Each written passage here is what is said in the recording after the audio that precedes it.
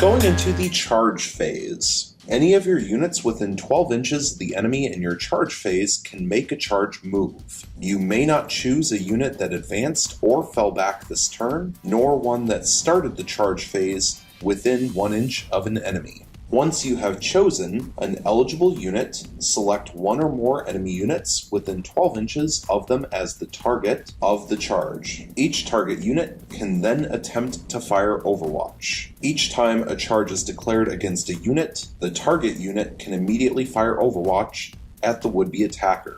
A target unit can potentially fire Overwatch several times a turn, though it cannot fire Overwatch if there are any enemy models within 1 inch of it. Overwatch is resolved like a normal shooting attack, albeit one resolved in the enemy's charge phase, and uses all the normal rules except that a 6 is always required for a successful hit roll, irrespective of the firing model's ballistic skill or any modifiers. After any Overwatch has been resolved, roll 2d6. Each model in the charging unit can move up to this number of inches. This is their charge distance this turn. The first model you move must finish within 1 inch of an enemy model from one of the target units. No models in the charging unit can move within 1 inch of an enemy unit that was not a target of its charge. If this is impossible, the charge fails and no models in the charging unit move this phase. Once you've moved all the models in the charging unit, choose another eligible unit and repeat the procedure until all eligible units that you want to make charge moves have done so. No unit can be selected to charge more than once in each charge phase. And of course, there are some units with special abilities that ignore some of the restrictions, such as normally you can't advance and charge, but some units are able to do that. And of course, there are some armies that have abilities that allow them to fire better Overwatch. So rather than hitting on 6s, maybe they're hitting on 5s and 6s. So let's say this pink horror squad wants to declare a charge onto the green demon prince. They would roll 2 dice, adding them together, and in this case they get a result of 10. So that is the number of inches that the pink horrors are able to charge. The demon prince does not have any Overwatch, so we don't have to resolve that this time, which means that the next step would be to take the pink horrors and to move each of them up to 10 inches, making sure at least one is within 1 inch of the demon prince. And so that would be a successful charge, as they are definitely within 10 inches. Also, please be advised that there are some terrain features you may come across on a board which could affect your charge distance. Terrain such as craters forces you to subtract 2 from your charge roll if you need to charge through the crater in order to be able to get into combat with an enemy unit.